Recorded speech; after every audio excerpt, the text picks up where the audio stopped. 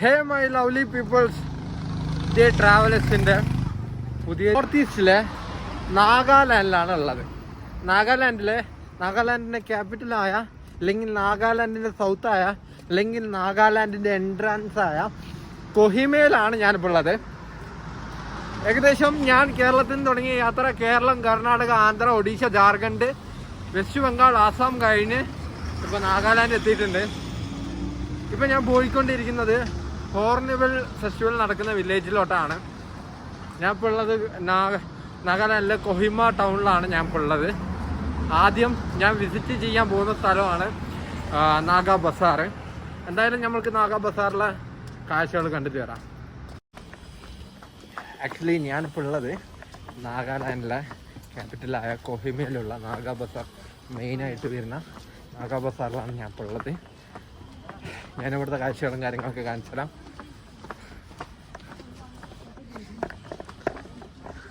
ഇതാണ് Naga Bazar, the capital of നാഗാലാൻഡിൻ്റെ കൊഹിമ എന്ന സിറ്റിയിൽ വരുന്ന ഒരു ഏരിയ ആണ്.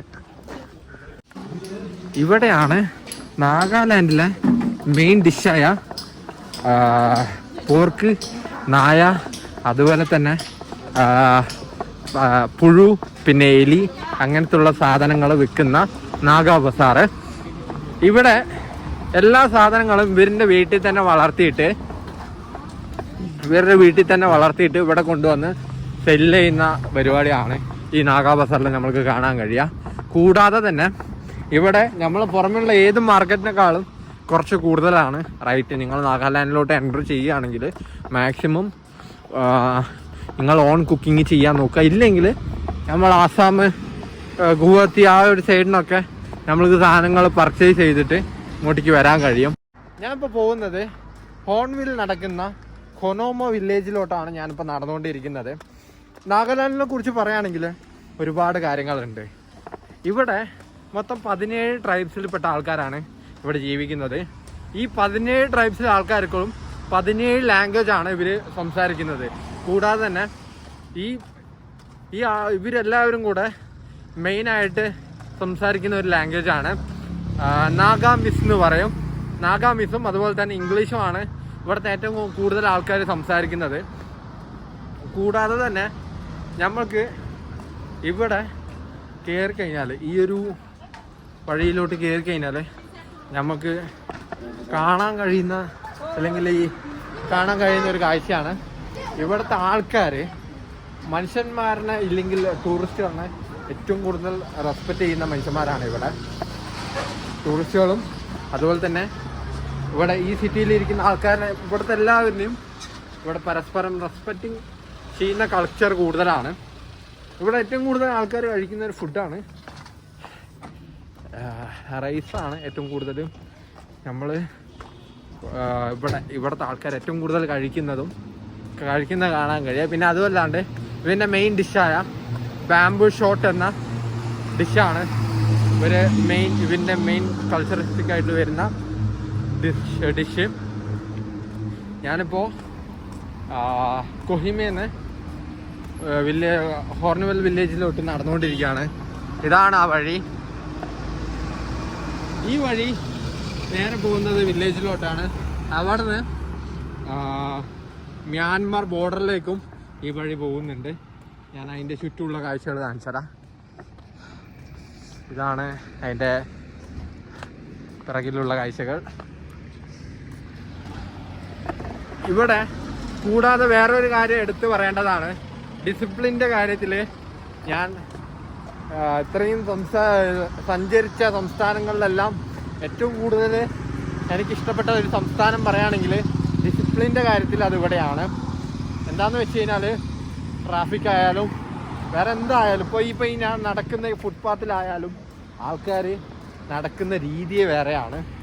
എന്തായാലും ഞാനിപ്പോൾ പോയിക്കൊണ്ടിരിക്കുന്ന വില്ലേജ് പോകുന്ന വഴിക്കുള്ള കാഴ്ചകളും ആയിട്ട് ഞാൻ വീണ്ടും വരാം.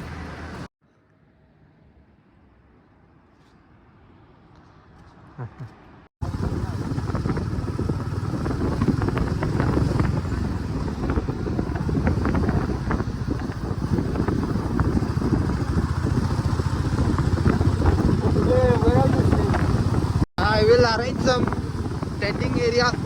No idea. Yeah. അങ്ങനെ കൊഹിമയിൽ നിന്നും ട്രാവൽ ചെയ്ത് ഞാനിപ്പോൾ ഉള്ളത് കിങ് വെമ എന്ന സ്ഥലത്താണ് ഞാനിപ്പോൾ ഉള്ളത്. ഏകദേശം കൊഹിമയിൽ നിന്ന് 8 കിലോമീറ്ററാണ് ഈ കിങ് വെമ എന്ന ഈ സ്ഥലത്തേക്ക്. ഇവിടുന്ന് അതും അല്ലാണ്ട് ഇവിടുന്ന് ഹോർണിബിൾ ഫെസ്റ്റിവലിൻ്റെ ഗേറ്റിൻ്റെ ഏകദേശം ഒരു 1 കിലോമീറ്റർ റേഞ്ചായിട്ടാണ് ഞാൻ ഇന്ന് സ്റ്റേ ചെയ്യുന്ന സ്ഥലം ഉള്ളത്. ഇപ്പോൾ സമയം 5:30. ഏകദേശം വെതർ പറയുകയാണെങ്കിൽ 14 ഡിഗ്രിയാണ് ഇപ്പോൾ കൊഹിമയിലെ വെതർ. ഞാനിവിടെ വന്നു. എൻ്റെ അടുത്ത് കുറേ ആൾക്കാർ പറഞ്ഞു നമ്മൾക്ക് ഹോർണിബിൾ വില്ലേജിൻ്റെ ഉള്ളിൽ തന്നെ നമുക്ക് ടെൻറ്റ് സ്റ്റേ ചെയ്യാൻ പറ്റുമെന്ന് കുറേ പേര് പറഞ്ഞായിരുന്നു. പക്ഷേ എന്താണെന്ന് വെച്ച് കഴിഞ്ഞാൽ ഇവിടെ വന്ന ശേഷമാണ് എനിക്ക് കാര്യങ്ങൾ അറിഞ്ഞ് ഏകദേശം ഒരു ഹ്യൂജ് എമൗണ്ട് ഇൻവെസ്റ്റ് ചെയ്തിട്ടാണ് അവിടെ ആ ഒരു ഫെസ്റ്റിവൽ നടക്കുന്നത്. അപ്പോൾ ഞാൻ അവിടെ നിന്ന് ഇറങ്ങി 2 ട്രാവലേഴ്സിനെ ഞാൻ പരിചയപ്പെട്ടായിരുന്നു. അവർ എൻ്റെ അടുത്ത് പറഞ്ഞു ഏതെങ്കിലും ഹോം സ്റ്റേയിൽ പോയി നോക്കിയോ, ടെൻ്റ് അടിക്കാൻ അവർ സ്ഥലം തരും പറഞ്ഞു. അങ്ങനെ ഞാൻ ഇറങ്ങി. ഇവിടുത്തെ ആൾക്കാരിനെ കുറിച്ച് എനിക്ക് പറയാൻ വാക്കുകളില്ല. എന്താണെന്ന് വെച്ച് കഴിഞ്ഞാൽ അത്രയും too much lovely peoples in here. എന്താ പറയുക, അത്രയും സ്നേഹമുള്ള മനുഷ്യരാണ്. ഞാൻ ഹോർണിബിൾ ഫെസ്റ്റിവലിൻ്റെ കാര്യങ്ങൾ ഞാൻ അടുത്ത വീഡിയോയിൽ ഡീറ്റെയിൽ ആയി പറഞ്ഞുതരാം. ഞാൻ ടെൻ്റ് അടിച്ച സ്ഥലം കാണിച്ചു തരാം. ഈ റോഡ് നേരെ പോകുന്നത് മ്യാൻമറിലോട്ടാണ്, മ്യാൻമർ ബോർഡറിലേക്കാണ്. ഇത് വരുന്നത് കൊഹിമ സിറ്റിയിൽ നിന്ന്, അഥവാ ആസാം ഗുവാഹത്തി ആ റോഡാണ് ഇത്. നേരെ പോകുന്നത് മ്യാൻമർ ബോർഡറിലേക്കാണ്. ഞാൻ സ്റ്റേ അടിച്ച സ്ഥലം ഈ റോഡിൻ്റെ സൈഡ്. വേറൊരു കാര്യം കൂടെ കാണിച്ചു തരാം. ഇതാണ് ഇവിടുത്തെ നൈറ്റ് വ്യൂ. ആ കാണുന്ന ആ ഫെസ്റ്റിവൽ ലൈറ്റ് കാണുന്ന അവിടെയാണ് ഹോർണിബിൾ വില്ലേജ് നടക്കുന്നത്.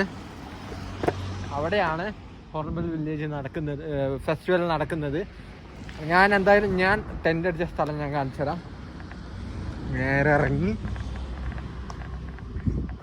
ഇവിടെയാണ് ഞാനിങ്ങനെ ഇവിടെ ആ ഒരു ടീ ഷോപ്പിൽ പോയിട്ട് ടീ കുടിക്കാൻ പോയപ്പോൾ അവിടുത്തെ ആളിനോട് ചോദിച്ചു. അപ്പോൾ ആൾ പറഞ്ഞു നീ ഇവിടെ പോയി ചോദിച്ചോ, നിനക്ക് ടെൻ്റ് അടിക്കാൻ സ്ഥലം ഇവർ തരുമെന്ന് പറഞ്ഞ്. അങ്ങനെയാണ് ഞാൻ ഇവിടെ വന്നത്. കാണിച്ചു തരാം.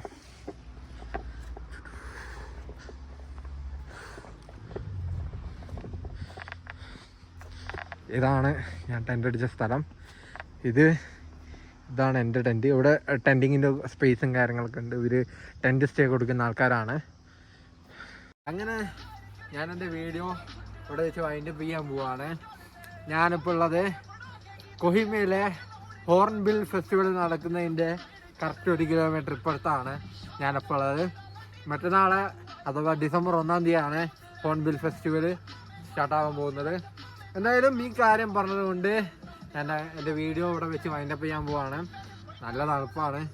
ഇനി അങ്ങോട്ടേക്ക് ഇപ്പോൾ 12 കുറച്ച് കഴിഞ്ഞാൽ 11, 10, 9 രാത്രി കുറഞ്ഞത് 8 ഡിഗ്രി വരെ ഉണ്ടാവുമെന്നാണ് പറഞ്ഞത്. അപ്പോൾ എന്തായാലും ഇത് പറഞ്ഞിട്ട് ഞാൻ എൻ്റെ വീഡിയോ വൈൻഡപ്പ് ചെയ്യാൻ പോവാണ്. വീഡിയോ ഇഷ്ടപ്പെട്ട് കഴിഞ്ഞാൽ ഷെയർ ചെയ്യുക, സബ്സ്ക്രൈബ് ചെയ്യുക. അടുത്ത വീഡിയോ ആയിട്ട് ഞാൻ വീണ്ടും വരും. എൻ്റെ യാത്ര ഇനി അങ്ങോട്ടേക്ക് എങ്ങനെയാണെന്ന് വെച്ച് കഴിഞ്ഞാൽ ഒരു പ്ലാനില്ല. 1-2 ആഴ്ചയോളം ഞാൻ ഈ നാഗാലാൻഡിൽ തന്നെ ഉണ്ടാവും.